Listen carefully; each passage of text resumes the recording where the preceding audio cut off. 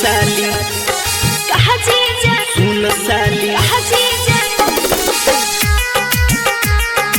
Music by Mukesh Singh.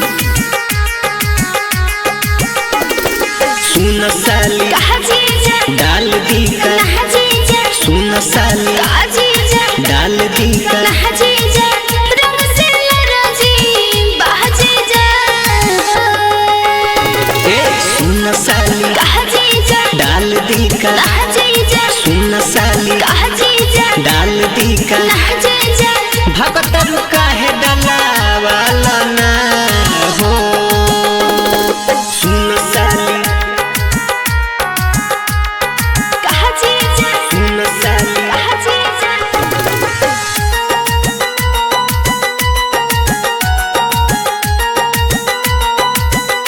तोहर मोट पिचकारी देखला को त डर ऐसे चोली में डाली ना कलर हो।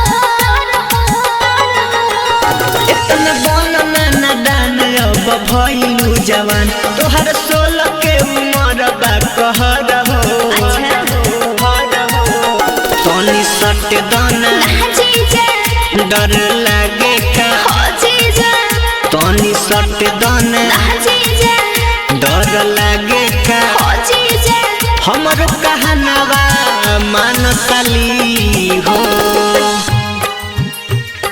सुन साली कहा जीजा सुन साली कहा जीजा।